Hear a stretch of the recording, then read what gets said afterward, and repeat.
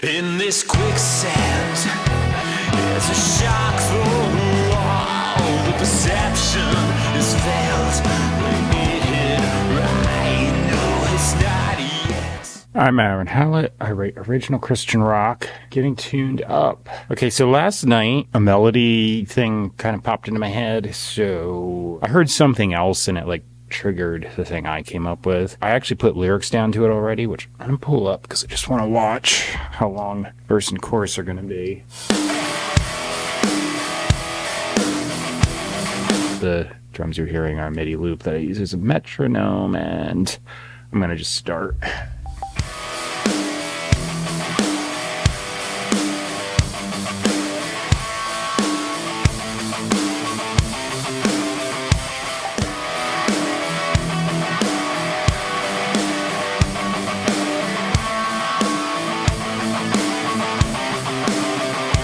So I got the left and right done. Now I'm going to do overdubs. So I just do one thing and use it for layering. So I'm just going to do one pass through the progression and copy paste. My favorite thing as of late is to drop tune this full octave and do that because it just sounds so crunchy.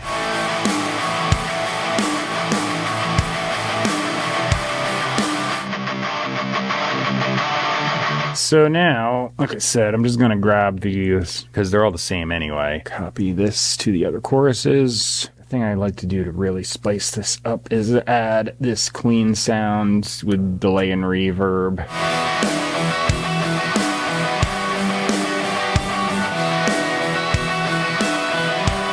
I'm going to turn these down after I'm done too because they're just going to be too loud otherwise. I think I'm not going to do the end on this because this one rings out too much. I want it to be an abrupt stop. Yeah, it works. I'm not going to add anything to this part where I'm going to do a guitar solo. I also did the verse and then I did a little bit of a key change, so that'll make it interesting. Here is going to be just a little solo to go back into the next verse.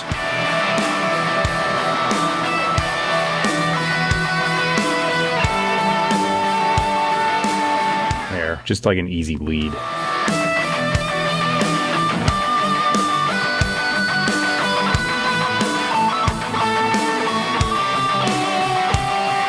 Okay, so guitar solo's done.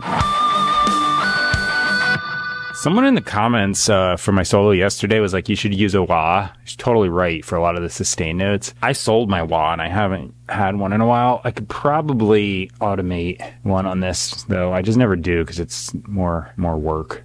However, one sec. There is an auto wah.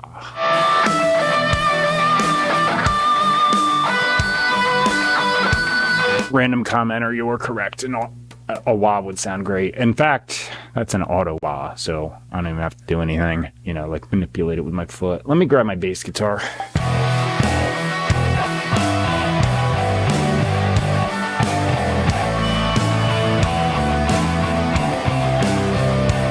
I'm gonna do this where I take this bass part, put it onto 2 guitar tracks with an octave drop.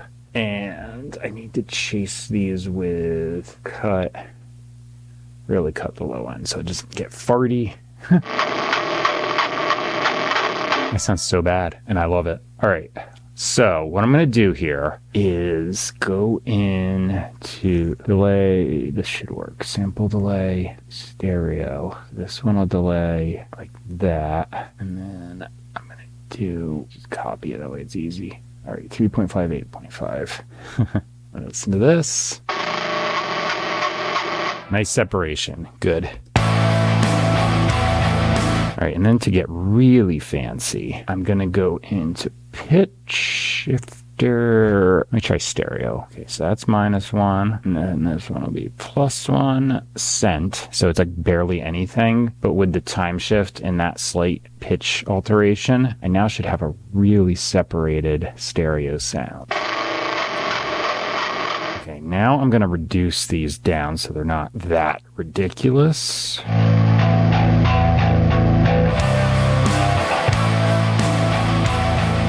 I also do this.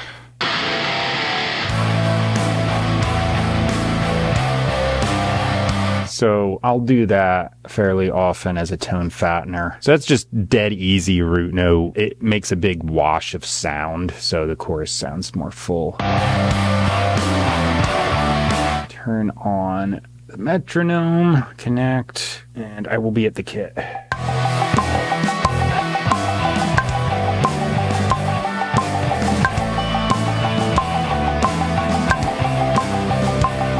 My warm-up entails going across the yard into the house, grabbing a cold brew out of the fridge. I know it's not exactly hydration because it's got caffeine, but I drink a lot of water during the day, so I'm fine. But I kind of like do weird warm-ups and hum and make noise across the yard. The neighbors think I'm crazy. They're also crazy, so they don't care. But his melody is...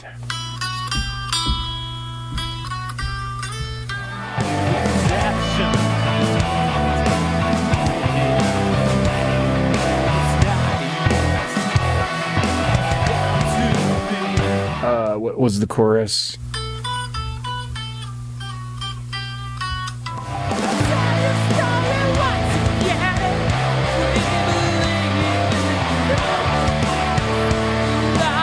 Should I do the other two for real or just copy paste like a lazy crap? Consistency, right? That's the excuse.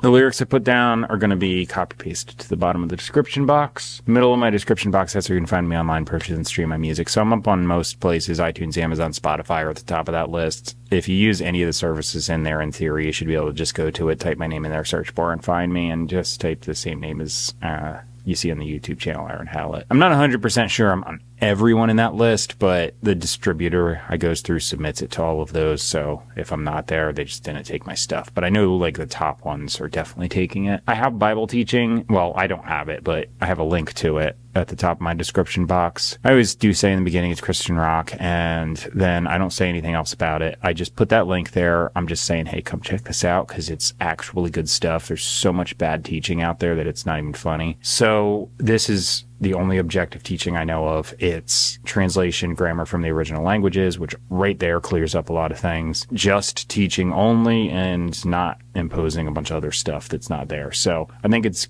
good for that reason. I put it there as a resource if anyone's looking around and you want to check it out. If you want to subscribe, like, comment, share, that sort of thing. I keep writing a song every single day. I just come out here in the morning. I figure I'll just show up and do it. If I come up with something good, that's a bonus. But at the worst, I get some practice in and figure out a few things or get mad and swear at my computer. That's it for now. So thanks for watching. This song mastered and all that stuff will be next with multi-windows of me playing all the parts. In this quicksand, it's a shock for